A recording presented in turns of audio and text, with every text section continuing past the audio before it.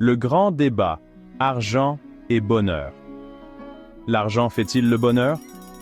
Absolument. C'est une question aussi vieille que le monde.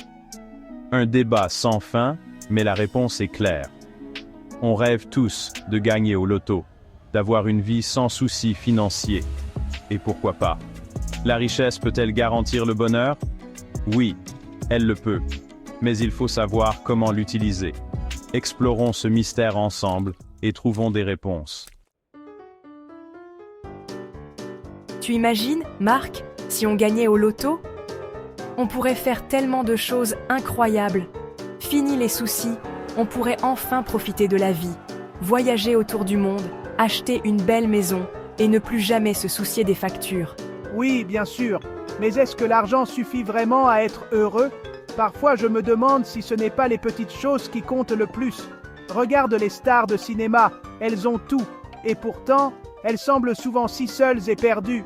L'argent ne peut pas acheter l'amour ou l'amitié. L'argent ne fait pas le bonheur, mais il y contribue. Il peut offrir des opportunités et une certaine sécurité. Il permet de vivre confortablement, de voyager, de réaliser ses rêves. Mais il faut aussi savoir apprécier ce qu'on a déjà et trouver un équilibre. Les paroles de ses amis résonnent dans sa tête. Elle se souvient de leurs discussions animées sur ce qui compte vraiment dans la vie. Ils n'ont pas d'argent, mais ils semblent parfaitement heureux. Leurs rires et leur complicité sont contagieux, et elle ne peut s'empêcher de sourire en les regardant. Elle réalise alors que le bonheur est ailleurs. Ce n'est pas dans les possessions matérielles, mais dans les moments partagés et les souvenirs créés. Dans les relations humaines, la passion, la générosité. Ces instants de connexion authentique sont inestimables et ne peuvent être achetés.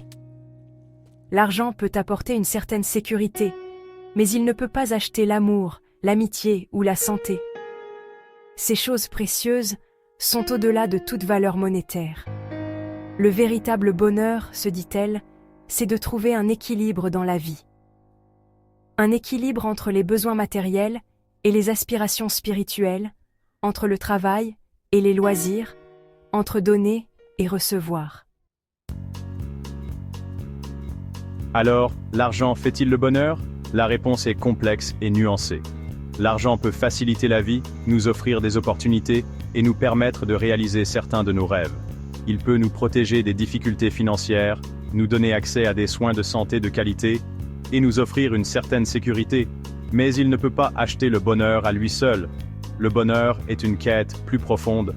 Le vrai bonheur réside dans un équilibre entre bien-être matériel, relations humaines et épanouissement personnel. C'est en cultivant ces différents aspects de notre vie que nous pouvons atteindre une forme de bonheur authentique et durable. Les relations humaines, les moments de partage et l'accomplissement personnel sont essentiels. En fin de compte, c'est cet équilibre subtil qui nous permet de trouver une véritable satisfaction et une joie de vivre.